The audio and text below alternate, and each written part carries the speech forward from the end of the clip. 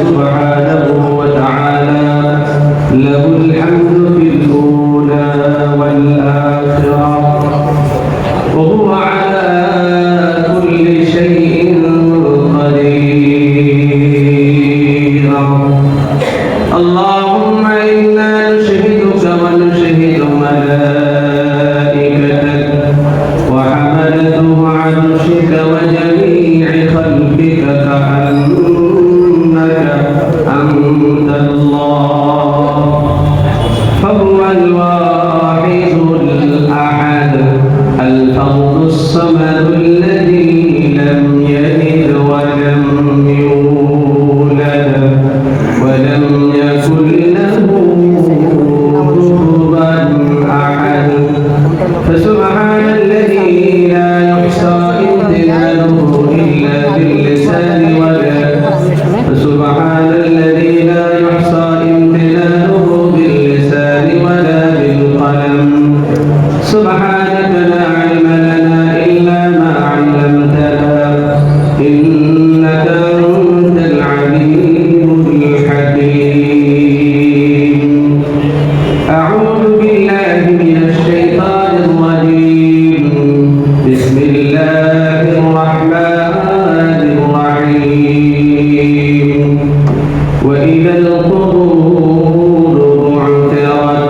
صدق الله العلي العظيم وصدق رسوله النبي الكريم ونحن على ذلك من الشاهدين والشاكرين. وقال النبي صلى الله عليه وسلم القبر روضة من رياض الجنة وحفرة من حفر النار أو كما قال عليه الصلاة والسلام.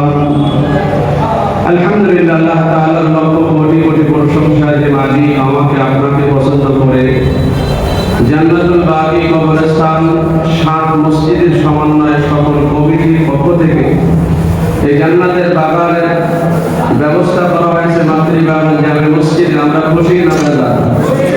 মহান মালিক এত সুন্দর এক জান্নাতুল বাকি কবরস্থান এলাকার জন্য সুশোভিত হয়ে মদিনার সেই সারা পৃথিবীর শ্রেষ্ঠ জান্নাতুল বাকির নামে নামকরণ করে এত সুন্দর করে মাহফিলের ব্যবস্থা যে কমিটির মাধ্যমে হয়েছে, এই 7 মসজিদের সমস্ত কমিটি এবং আপনারা যারা শ্রোতা সকলের প্রতি আমার আন্তরিক সালাম। আসসালামু আলাইকুম ওয়া রাহমাতুল্লাহি ওয়া বারাকাতুহু।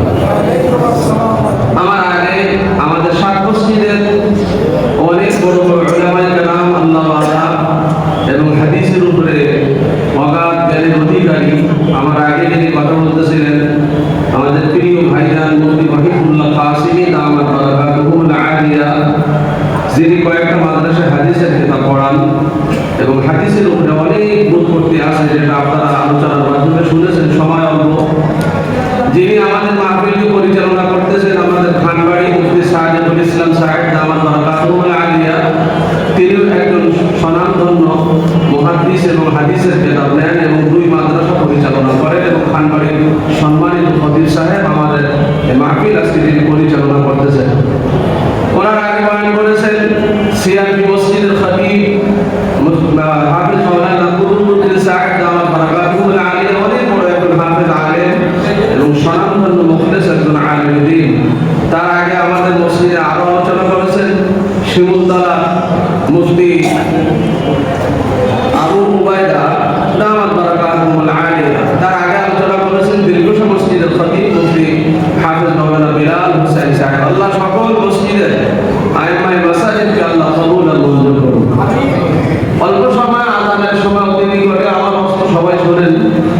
তা আমি ছোট্ট করে হাদিস তেলাওয়াত করেছি, এখানে কোরআনে কারীমের আয়াত তেলাওয়াত করেছি।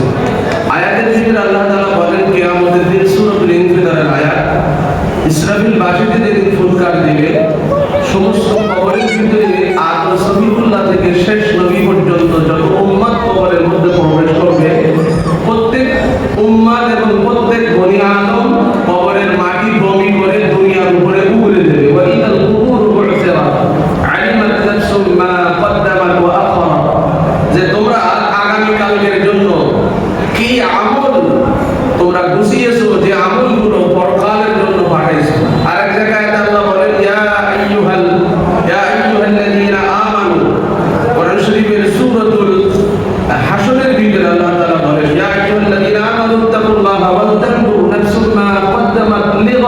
ফাত্তাকুল্লাহ ইন্নাল্লাহা খাবীরুম বিমা তা'মালুন। যে তোমরা আগামী কাল অর্থাৎ কি আমল করে তোমাদের নিজেদের পাপের পরকালের জন্য প্রস্তুত করেছো তোমরা কি জানো, খবর রাখো? আমরা সকলেই নিজেদের আমলের দিকে যদি তাকাই তবে বুঝতে পারবো আমাদের কতটুকু আমল কবরের জন্য পরকালের জন্য বাতিল সম্পন্ন করেছে। ঠিক না বেটি? আজকে দেখেন আজকের এই মাহফিল হওয়ার জন্য কত মেহনত, হাজার টাকা পয়সা, প্যান্ডেল, লাইটিং, মাইকিং এত সুন্দর করে করার পরে আমাদের জুমার যে নামাজে মুসল্লি হয় তার 8 ভাগের 1 ভাগ মুসল্লি হয়নি। এই দুঃখের কথা নয় কি? এই কবরের বাকি যে এখানে বানানো হয়েছে জান্নাতুল বাকির উদ্দেশ্যে, এই জান্নাতুল বাকি কি কাদের নিজেদের কবরস্থান না সবার? এই 7 মসজিদ মিলে 7 নম্বর ওয়ার্ড মিলে আমাদের আলহাজ আব্দুল সামাদ মোল্লা সাহেব, জিয়াউদ্দিন সরকার সাহেব সহ এই 7 মসজিদের সমন্বয়ে যতগুলো মানুষ মেহনত করেছেন যে আমাদের আব্বা আম্মা, আমাদের ভাই বেরাদার, আমাদের আপনজন যখন মৃত্যুবরণ করবে একটু পুরা জায়গায় তারা কিয়ামত পর্যন্ত শুয়ে থাকবে, এটা আমাদের সকলের আসার দরকার ছিল না? কিন্তু হতভাগা পোড়া কপাল, এত সুন্দর মজলিস আগামীকালকে আপনাদের ডাকবো না। হয়তো কারো মরণ হয়ে যেতে পারে, কিন্তু এই জান্নাতুল বাকির কবরস্থানের এই মাহফিল আগামীকালকে আর থাকবে না। ঠিক না বেটি? এটা আমরা হাদিস শরীফে আল্লাহর নবী বর্ণনা করেন, আল কবরু রাউযাতুন মিন রিয়াদিল জান্নাহ ওয়া হুফরাতুন মিন হুফারিন নার। এই কবরের গর্ত তাদের নিজেদের আমলের কারণে কারোর জন্য জান্নাতের বাগিচা হবে। কেউ যদি বড় আমল করে কবরের গর্ত তার জন্য জাহান্নামের টুকরায় পরিণত হবে। কার জন্য বাড়ি বানাইলাম, কার জন্য টাকা জমাইলাম, কার জন্য দৌড়াদৌড়ি করলাম, কার জন্য আপন আপন বলে দুনিয়ার জীবন শেষ করে দিলাম। কিন্তু এমন এক সময় আমাদের জীবনের সামনে আসতেছে যেই কবরের বাড়ির জন্য প্রস্তুতি কোনো সামানা গ্রহণ করি নাই, কিন্তু মালিক বারবার ডেকে বলতেছেন, আমার বান্দা ও বনি আদম, দুনিয়ার জমিনে তুমি যত বালাখানা, যত প্যান্ডেল, যত জনসভা করো, বিয়ে বাড়ির যে লাইটিং করো, কবর তোমাকে 20 বার করে ডাক দেয়। ও বনি আদম, দুনিয়ার জমিনে বাড়ির মধ্যে কোটি কোটি টাকা খরচ করে কত লাইটিং করেছো, কত সাজসজ্জা করেছো, কবরের বাড়ি বড় ভয়ঙ্কর, গাড়িতে কোনো জায়গা নাই, বামে কোনো দরজা নাই, উপরে কোনো দরজা নাই, নিচেও কোনো দরজা নাই। যাদেরকে আপন বলে বলে দুনিয়ার জমিন শেষ করে দিয়েছো, দুনিয়ার জীবন শেষ করে দিয়েছো, ওই মানুষগুলো কবরের মাটি যেদিন তোমার হাত পড়বে, ওই এক টুকরা করতে ভিতরে 3টা 5টা কাপড় নিয়ে তুমি যখন কবরের বাড়িতে যাবে, যাদের আপন বলে জীবন নষ্ট করেছো এই ধরনের, তারা আপন বলে কেউ পরিচয় দিবে না। এই জন্য কবি কত সুন্দর করে বলেছেন, কবরের আযাব যে কত কঠিন, সইতে আমি পারিব না, মৃত্যু যন্ত্রণা কত কঠিন, সইতে আমি পারিব না। ও দয়াময় হে রহিম, ও দয়াময় হে রহিম, চাই যে শুধু তোমার করুণা, কবরের আযাব যে কত কঠিন, সইতে আমি পারিব না, মৃত্যু যন্ত্রণা কত কঠিন, সইতে আমি পারিব না।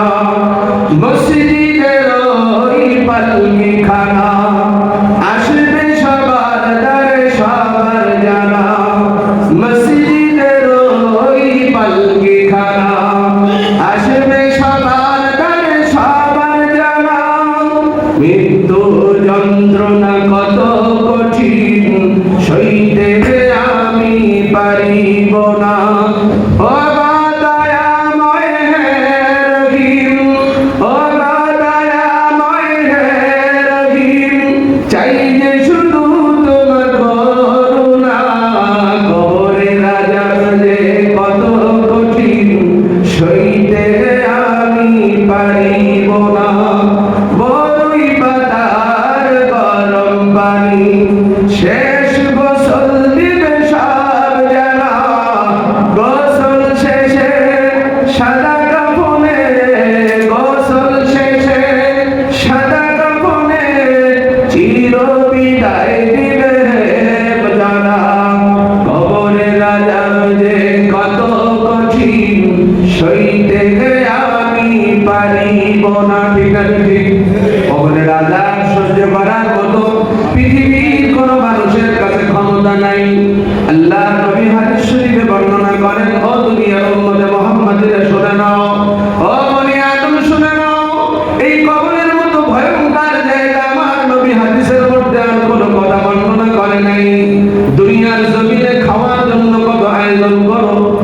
যেভাবে লাইটিং এর জন্য কত সাজসজ্জা করো, ওই কবরের মাটির উদ্দেশ্যে জান্নাতুল বাকি কবরস্থানের সমন্বয়ে সকল কমিটির মাধ্যমে আমাদের মাতৃবাগানে এই জান্নাতুল বাকি কবরস্থানের উদ্দেশ্যে মাহফিল হয়েছে।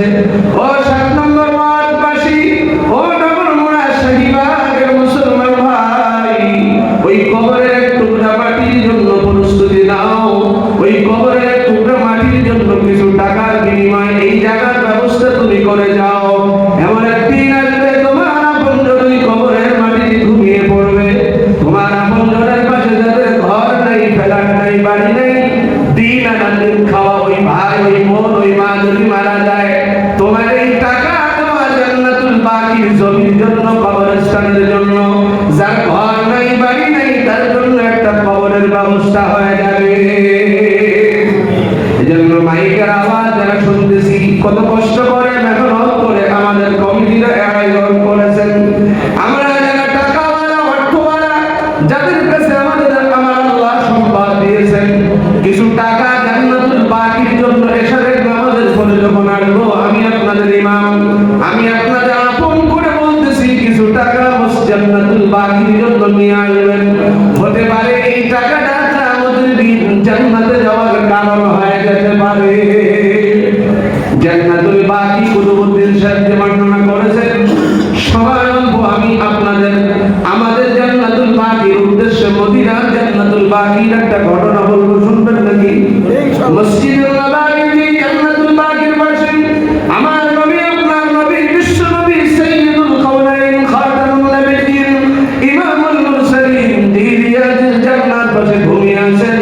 যে চারকোনা জায়গাটার ভিতরে হাজিদের জ্যাম পড়ে যায়, কোনো একটা টাইমে নামাজ পড়ার সুযোগ পাওয়া যায় না, ওই জায়গাটা একজন ইহুদির নামে জায়গাটা ছিল, নর্তকীদের মাধ্যমে গান বাজনা হইতো। আল্লাহ নবী কোরআন তেলাওয়াত করে, আমল করে, আল্লাহ নবী হাদিসের তালিম করে, জিকিরের হালকা হয়। সাহাবীদেরকে একদিন ডাকলেন, ও সাহাবীরা, এই জায়গায় আমি তো সহ্য করতে পারি না, এই মসজিদে নববীর মধ্যে নামাজ পড়বে, কোরআন তেলাওয়াত করবে, তালিমের হালকা চলবে, আর এই জায়গায় নর্তকীদের মাধ্যমে ইহুদি গান বাজনা করবে, সহ্য করতে পারি না বিশ্ব নবী আমি। ও আমার সাহাবীরা, কেউ আসুকি এই ছোট্ট জায়গাটা, যেই জায়গাটা ইহুদির নামে নামকরণ করা আছে, এই জায়গাটা যদি কেউ কিনে দিতে পারো, আমি বিশ্ব নবী সাক্ষী থেকে গেলাম, তার জন্য আমি আবদার পুরো করবো। কিয়ামতের দিন আমি আল্লাহ ওই জান্নাতে প্রবেশ করব না তাকে না নিয়া। আল্লাহ নবী যখন এই কথা বর্ণনা করলেন, বলার সাথে সাথে কোনো কেউ কথা বলে না, আবার বললেন, পাশ করে লাভ দিয়ে হযরত দ্বিতীয় সাহাবী উসমান গনি লাভ করে দাঁড়িয়ে গেলেন, লাব্বাইকা ইয়া সাআদাইকা ইয়া রাসূলুল্লাহ। ও আল্লাহর নবী, এই এক টুকরা জায়গা যত টাকা লাগে, আমি উসমান আমার সমস্ত ধন যদি দেওয়াও লাগে, আমি এই জায়গাটা জান্নাতুল অর্থাৎ মদিনা শরীফের মসজিদের জন্য দান করে দিব। এই কথা বলার পর আল্লাহর নবী বললেন, ঠিক আছে, তাই হবে। উসমান গনি বলেন, ও আল্লাহর পয়গম্বর, আপনি বলেছেন এই জায়গাটা যে কিনে নেবে তাকে আপনি জান্নাতে নিয়ে যাবেন। আমি আপনার কাছে আবদার করি, এই জায়গাটা যদি আমি উসমান কিনে দিতে পারি, আমি একা একা জান্নাতে যাব না। আমি থেকে শুরু করে শেষ নবী, শেষ উম্মত পর্যন্ত যত মানুষ এই জান্নাতুল রিয়াজুল জান্নাহ এসে নামাজ আদায় করবে, প্রত্যেকটা মানুষকে ও নবী আপনার হাতে ধরে জান্নাতে নিয়ে যাওয়া লাগবে। সুবহানাল্লাহ। আল্লাহ নবী বললেন, হ্যাঁ, আমি কবুল করে নিলাম। ওসমান গনি পরের দিন ইহুদির বাড়িতে চলে যায়। ও ইহুদি,